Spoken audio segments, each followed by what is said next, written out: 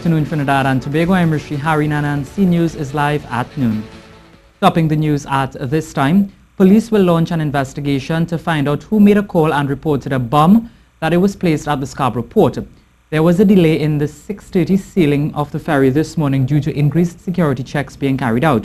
The Assistant Director of the Tobago Emergency Management Authority, Earl Hernandez, spoke with the media about the incident.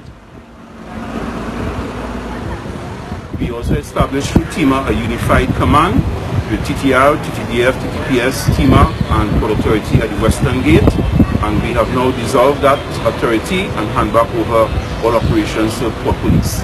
The TTPS will launch an investigation through their mechanism to establish the caller or who made that call to the Port Authority Police charge room. According to information received from TIMA, the call was made at about 6:45 this morning, just about the time the people were getting on the boat to come to Trinidad. Passengers were told to evacuate the premises immediately.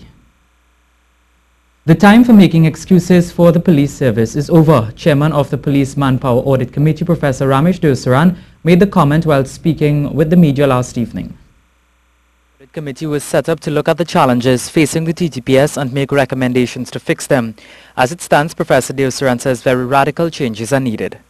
And this is one of the key objectives of the police manpower audit that this committee, which I chair, is undertaking, to examine police performance, professional integrity, and police accountability, and to help ensure that the government gives the police the resources, the technology it requires, but at the same time there must be some level of performance to justify the requests for additional technology, resources, and so on.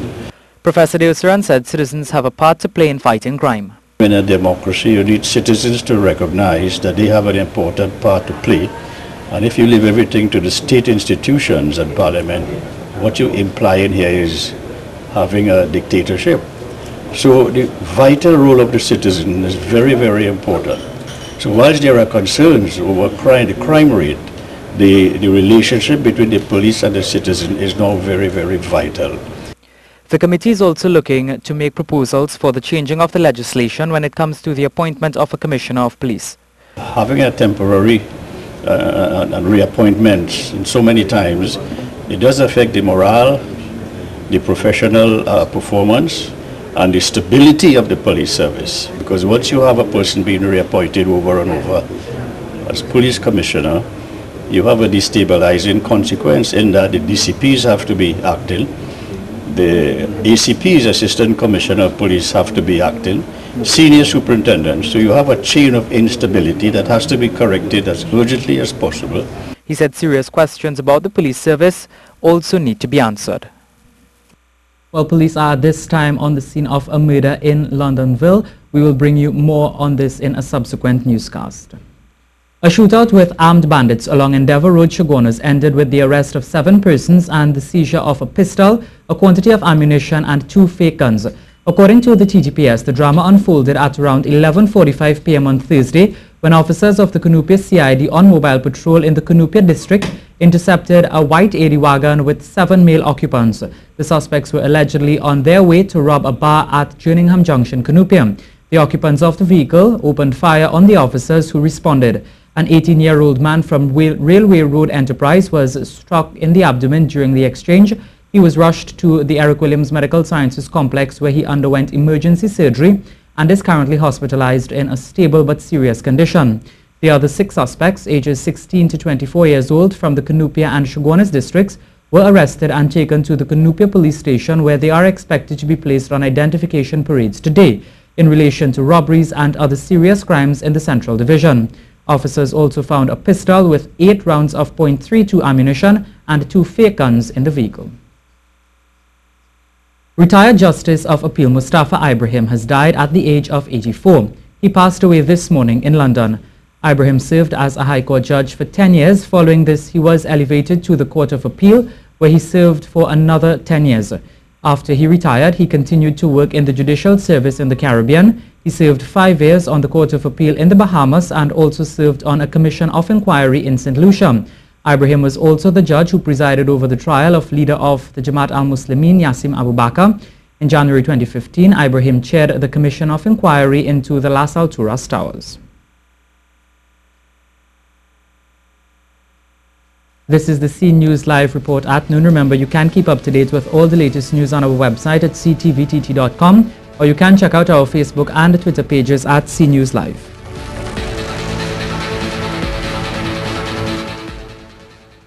Well, operations at the Tourism Development Company will continue. Today is the day the company was supposed to be dissolved and some 120 workers sent home.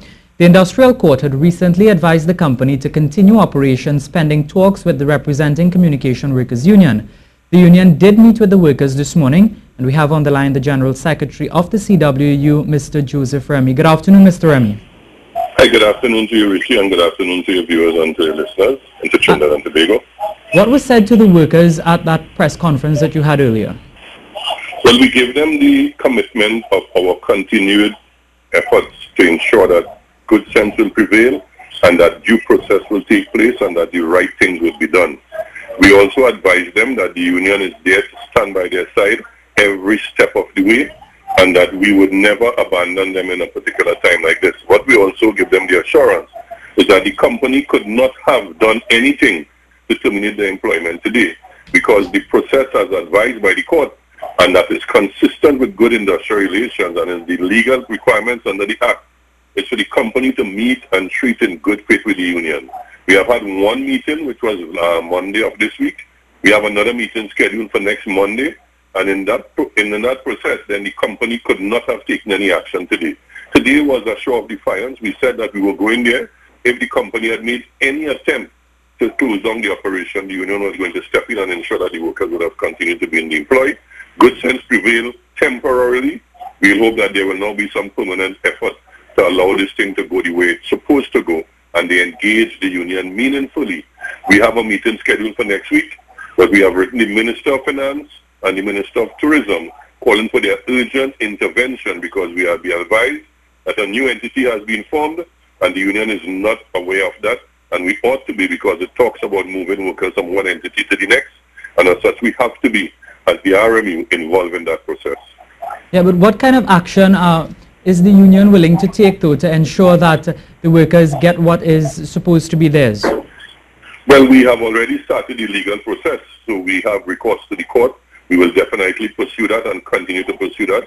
We have the mobilization effort and the advocacy. We are going to not stop doing our mobilization. Whatever protest action that we have to take, it is going to be taken by the union in conjunction with the workers. And we believe that we reserve the right to do whatever is necessary to ensure that justice prevails for these workers. There are a lot of things we have in train, and we are going to do them. All right, thank you very much for speaking with us. That was the General Secretary of the Communication Workers Union, Mr. Joseph Remy, just speaking with us briefly about what was taking place this morning with workers from the Tourism Development Company. Well, there was a silent protest by workers at the Ministry of Sport this morning. Our reporter Ian Wason is there. Good afternoon, Ian. What can you tell us?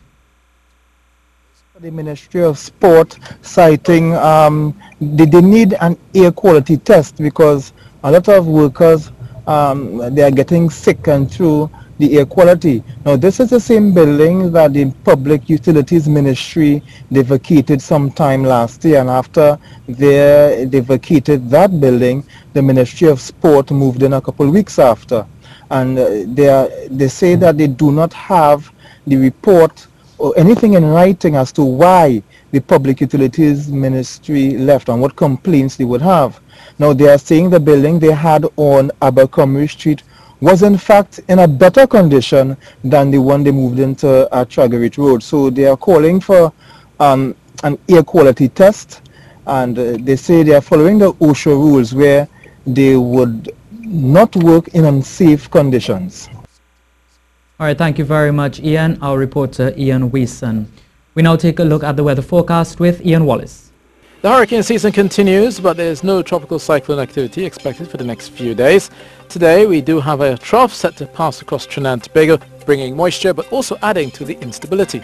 Look for the clouds to build and the showers to creep from the south today, with most of the Carcass and Muruga remaining under cloudy, wet conditions as you go through this evening. Look for a high of 31 degrees Celsius in Tobago, 33 degrees Celsius in Trinidad, with a warm but damp night ahead. For sailors, look for easterly winds of 15 to 20 knots with wind waves of 1.5 to 2 meters and short easterly swells of 8 seconds. But it is the full moon, so expect tides springing forth, higher than normal high tide at 4:30 and your low tide at 10 p.m. That's the latest weather, and I'm meteorologist Tina Wallace. The United States Embassy is in San Fernando today. The embassy issued a statement earlier this week saying its offices will be based at the Southern Academy for the Performing Arts, Todd Street in San Fernando from 8 o'clock this morning and will go until 4:30. Chargé Affairs John McIntyre said this is a historic event because it's the first time the embassy will be working outside the Port of Spain offices. He said this is an opportunity to share information about what they do. They will offer some American citizen services, including the renewal of U.S. passports. While they are not issuing visas, they will be talking about studying in the U.S. and the visa application process. So, will there be a full-time U.S. embassy in South? Not just yet. As liaison to San Fernando, I will be back regularly. We have in mind something around once a month or so, and I will on occasion be bringing other members of the embassy staff here with me. But San Fernando Mayor Junior Rogello thinks a base in South would be good for the city of San Fernando. In light of what we offer, I think that they will see San Fernando as a good market, a good niche market for their core business and to further develop this nexus that we're creating here today. To some other news now, Phase 2 of the international military exercise entitled Exercise Tradewinds 2017 will be conducted in Trinidad and Tobago from June 13th to 17th, 2017. Phase 1 is currently taking place in Barbados. According to the Ministry of National Security, Tradewinds is a multinational maritime security and disaster response exercise in the Caribbean. 20 countries from the region are taking part in this exercise. Will be restricted to the Trinidad and Tobago Defense Force bases and camps in the Chaguaramas Peninsula. According to the Defense Force, during the maneuvers, persons in the vicinity of these military sites may hear the sound of blank gunfire and witness occasional flares as part of the controlled operations. It says citizens, residents, tenants and visitors to the area should not be alarmed, as this would be part of ongoing exercises and controls which are taking place to ensure that there is no risk to persons or property. Well, police are now searching for a 12-year-old boy. He has been identified as Israel Critchlow. The teen was reported missing at around 3:30 on Thursday. He was last seen at his Simpson Brown Terrace Coquet home at around 8:30 on the same day. Israel is 4 feet 8 inches tall with a brown complexion and a low-shaven hairstyle. Anyone with information is asked to call the police. It's time for sport, and we start with football. Despite a spirited performance in the hostile environment in Denver, Colorado, the TNT footballers crashed to a 2-0 defeat to the United States in a crucial World Cup qualifier last evening. Well, Trinidad and Tobago's senior men's rugby team will depart for Guyana on Friday, where they will battle for a place in the final round of the regional championships to face Mexico for a spot in the World Championships. Though preparation started late and there is at least one injury concern, the team is still prepared and confident in facing their biggest regional challenges. The team came together quite quickly and we were able to execute in our first game against Barbados. Game plan changed a little bit for Guyana, but we still think we could go there and bring home the victory. They have a very passionate fan base, and the fans are literally very close to the field, so it's a very different dynamic from playing at home here. Well, they're the hardest challenge in the Caribbean, so it's always good to test yourself. I think Guyana is the best challenge we're going to have moving forward until if we win to move on to Mexico, which will be in the final of the Caribbean Championship. Well, that's it for sport. Well, that's how we end the C News Report at noon. Remember, for up-to-date and breaking news throughout the day, visit the C News website at ctvtt.com. As we leave you, we'd like to send some special love to the Trinidad and Tobago footballers for their credible performance against the United States last evening.